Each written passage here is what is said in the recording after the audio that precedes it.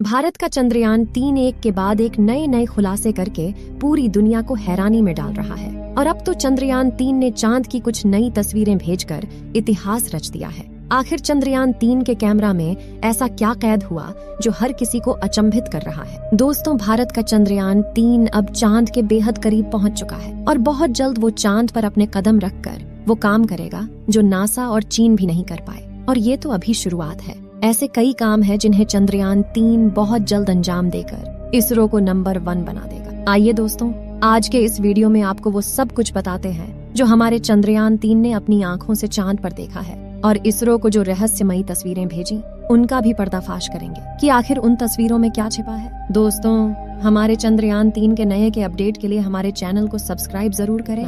दोस्तों, हमारी पृथ्वी से करीब 3,84,000 किलोमीटर दूर चांद की सतह पर बेहद स्थिर और हल्का वायुमंडल मौजूद है। ये तो आप जानते ही होंगे कि साल 2009 में हमारे चंद्रयान एक मिशन ने चांद पर पानी की खोज की थी। लेकिन आपको बता दें कि चांद की सतह पर पानी लिक्विड फॉर्म में मौजूद नहीं है, बल्कि बड़े बड़े गड्ढों में बेहद ठंडे पत्थरों और बर्फ के रूप में मौजूद है। दरअसल चांद की जमीन काफी ऊबड़ खाबड़ है और इसमें कई बड़े बड़े क्रेटर यानी गड्ढे मौजूद हैं, जो इतने बड़े हैं कि पिछले करोड़ों सालों से इनके अंदर सूरज की रोशनी तक नहीं पहुंच पाई। इनमें से सबसे बड़ा गड्ढा चांद के दक्षिणी ध्रुव पर मौजूद है। इस गड्ढे का डायामीटर 2500 किलोमीटर और गहराई तो इतनी ज्यादा है कि इसमें पूरा माउंट एवरेस्ट समा जाए। इस गड्ढे की करीब गहराई 8.2 किलोमीटर के आसपास है और यह पूरे सोलर सिस्टम के सभी ग्रहों और उपग्रहों में मौजूद गड्ढों में सबसे गहरा गड्ढा है। वैज्ञानिकों का मानना है कि चांद की धरती में पानी छुपा हो सकता है। इसके अलावा वहां पर hydrogen, sodium, ammonia, mercury, methane और सिल्वर जैसे मूल्यवान संसाधनों का खजाना भी मौजूद हो सकता है, जिसकी खोज करने के लिए ही चंद्रमा पर चंद्रयान-3 मिशन को भेजा गया है। 6 अगस्त के दिन हमारे चंद्रयान-3 के चांद की ऑर्बिट में सफलतापूर्वक प्रवेश करने के बाद से ही इसने चांद के कई रहस्यों को सुलझाना शुरू कर दिया, जिन्हें देखकर दुनिया भर के तमाम वैज्ञानिक हैरान हैं। सबसे पहले 14 जुलाई को जब हमारा चंद्रयान-3 पृथ्वी की कक्षा में पहुंचा तो उसने अपने कैमरा को चालू करके हमारी धरती का एक फोटो कैप्चर किया, जिसे अभी आप अपनी स्क्रीन पर देख सकते हैं। इसके बाद इसने पूरे 20 दिन के बाद अपने कैमरा को फिर से चालू किया। तब तक ये चांद के बेहद करीब पहुंच चुका था और इसने एक साथ चंद्रमा के कई सारे फोटो अपने कैमरा में कैद किए। जी हाँ दोस्तों, अभी आप जो फोटो देख रहे हो ये हमारे भारत के बाहुबली चंद्रयान-3 ने खींचे हैं। इन तस्वीरों के रिलीज होते ही पूरी दुनिया भर में इनकी चर्चाएं होने लगी, जिससे भारत के जानी दुश्मन भी सोच में पड़ गए। इन तस्वीरों में आपको कई हरे और नीले रंग के छोटे छोटे गड्ढे दिखाई दे रहे हैं। असल में ये गड्ढे छोटे नहीं बल्कि बहुत ही विशाल है, जो आकार में किसी शहर से भी बड़े हैं। इन गड्ढों का निर्माण अरबों सालों से चंद्रमा पर गिरने वालों उल्कापिंडों की वजह से हुआ है। दरअसल दोस्तों, चांद पर हमारी पृथ्वी के जैसा कोई वायुमंडल मौजूद नहीं है जो इन उल्कापिंडों को वायु के घर्षण की मदद से जला सके, जिस वजह से इसकी ओर आने वाले उल्कापिंड सीधे इसकी सतह से जा टकराते हैं, जो एक बहुत ही विशाल गड्ढे का निर्माण करते हैं। अब दोस्तों, आखिर चंद्रयान-3 ने अपने कैमरा में ऐसा क्या कैप्चर किया जो सभी को हैरान कर रहा है। दोस्तों, इस वीडियो में आपको चांद की अंधेरी दुनिया के कुछ क्रेटर दिखाई दे रहे हों, और यही क्रेटर दुनिया भर के वैज्ञानिकों को हैरान कर रहे हैं, क्योंकि हमारे चंद्रयान-1 ने इन्हीं गड्ढों के नीचे पानी और कुछ सीमित गैसों की मौजूदगी की जानकारी दी है। ये क्रेटर्स चंद्रमा के दक्षिणी छोर पर मौजूद है, जहाँ पर हमारा चंद्रयान-3 बहुत जल्द उतरने वाला है, और उसके उतरने के बाद चांद के कई सारे रहस्यों से पर्दा उठ जाए कि आखिर चांद की अंधेरी दुनिया में समाहित इन गड्ढों के अंदर क्या रहस्य छिपा है। अगर भारतीय वैज्ञानिक इस मिशन की मदद से किसी बड़ी खोज को अंजाम देते हैं तो इसरो पूरी दुनिया में नंबर 1 स्पेस एजेंसी बन जाएगी। साथियों, साल 1959 में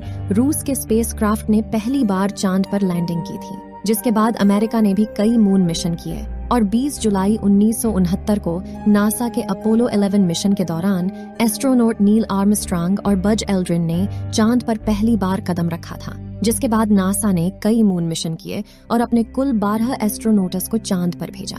लेकिन दिसंबर 1972 में अपोलो 17 मिशन के बाद नासा ने अचानक से इंसानों को चांद पर भेजना बंद कर दिया, जिसके लिए उन्होंने कारण दिया कि चांद पर फिलहाल ऐसा कुछ नहीं है जिसकी गहनता से रिसर्च की जा सके। लेकिन कई लोगों का यह भी कहना था कि नासा ने असली कारण को छुपाया है, जबकि चांद पर नासा के अंतरिक्ष यात्रियों के साथ कुछ ऐसा हुआ जिसे नासा चाहकर भी दुनिया को नहीं बताना चाहता।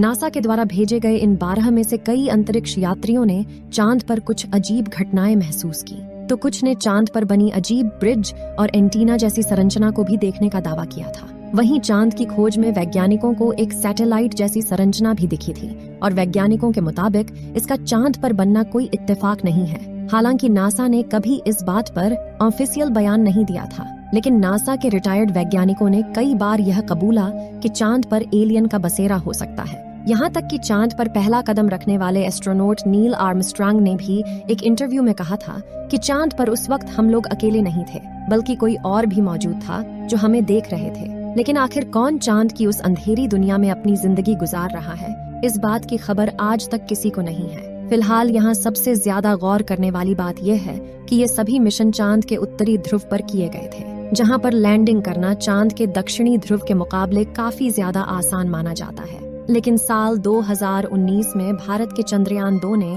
चांद के दक्षिणी ध्रुव पर सॉफ्ट लैंडिंग करने की कोशिश की थी और अपने इस प्रयास में चंद्रयान 2 का लैंडर विक्रम कामयाब नहीं हो पाया। लेकिन आखिर चांद का दक्षिणी ध्रुव इतना खतरनाक क्यों है? क्या छिपा है चांद की उस अंधेरी दुनिया में?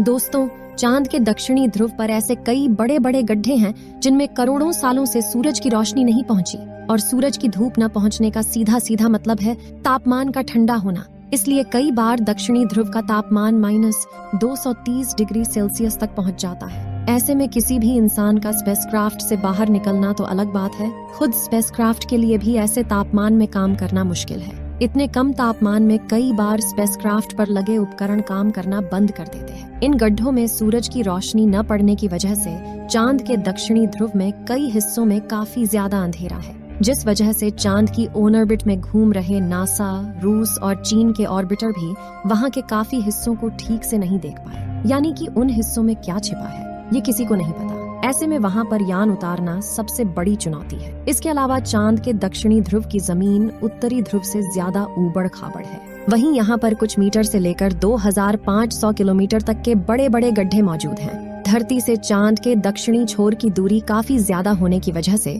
यान से डीप स्पेस कम्युनिकेशन बनाए रखना काफी मुश्किल होता है, क्योंकि इतनी दूरी पर रेडियो सिग्नल कमजोर हो जाते हैं और एंटीना से बहुत ज्यादा बैकग्राउंड नॉइज आता है। साथ ही अपनी कक्षीय गति यानी कि ऑर्बिटल मोशन की वजह से चांद लगातार अपनी पोजीशन बदलता रहता है। ऐसे में तय की गई लैंडिंग साइट पर पहुंचने के लिए लैंडर को भी उसी अनुसार अपनी गति बदलनी पड़ती है। इसके अलावा चांद पर पृथ्वी से कम ग्रेविटी और बहुत महीन वातावरण है, इसलिए यान के नीचे उतरते वक्त उस पर किसी भी प्रकार का एयर फ्रिक्शन नहीं लगेगा। इसीलिए चंद्रयान 3 को अपने ऊपर लगे बूस्टर्स का भरपूर यूज करना पड़ेगा।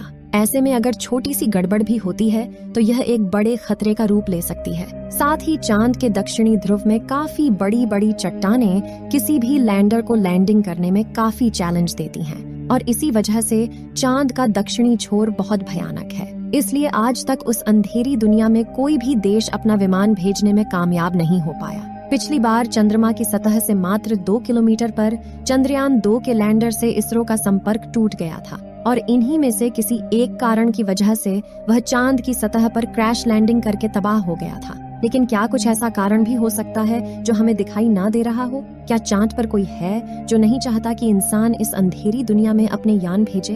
ये सभी बातें अभी तक एक रहस्य है, और इन सभी रहस्यों से पर्दा केवल हमारा चंद्रयान 3 ही उठा सकता है। इस बार पिछली बार आई मुसीबत से सीख लेकर इसरो ने चंद्रयान 3 के लैंडर विक्रम को पहले से ज्यादा एडवांस और पावरफुल बनाया है। जैसे कि चंद्रयान 2 के विक्रम लैंडर में कई थ्रस्टर्स थे, लेकिन चारों तरफ सही संतुलन बनाए रखने के लिए चंद्रयान 3 के लैंडर में बड़े और एडवांस थ्रस्टर्स लगाए गए हैं। इसके अलावा इस बार के विक्रम लैंडर में लेग्स को बड़ा और मजबूत कर दिया गया है। साथ ही इसकी फ्यूल स्टोरेज कैपेसिटी को भी बढ़ाया गया है। वहीं उसमें लगे कम्युनिकेशन डिवाइस भी एडवांस तकनीक का इस्तेमाल कर रहे हैं, और उन्हें चंद्रयान 3 का खुद का AI कंप्यूटर मैनेज कर रहा है, जिससे इस बार लैंडर इसरो से संपर्क न तोड़े। इन सभी बदलावों से चंद्रयान 3 के लैंडर को चांद की सतह पर सॉफ्ट लैंडिंग करने से कोई नहीं रोक सकता। कई हजारों टेस्ट करने के बाद ही हमारे इसरो के वैज्ञानिकों ने चंद्रयान 3 को चांद पर भेजा है। ऐसे में हमें पूरा यकीन है कि 23 अगस्त के दिन विक्रम लैंडर चांद की सतह पर लैंड करके चांद को फतेह कर लेगा, और भारत दुनिया का पहला देश होगा जो उस अंधेरी दुनिया के रहस्यों से पर्दा उठाएगा। चंद्रयान 3 के सफल होने की दुआएं आप कमेंट बॉक्स में जरूर करें। और इस वीडियो को परिवार, दोस्तों के साथ के जरूर शेयर करें। और चंद्रयान 3 की ताज़ा जानकारी के लिए हमारे चैनल को सब्सक्राइब जरूर करें और बेल आइकन को ऑल पर सिलेक्ट करना बिल्कुल ना भूलें। जय हिंद, जय इसरो।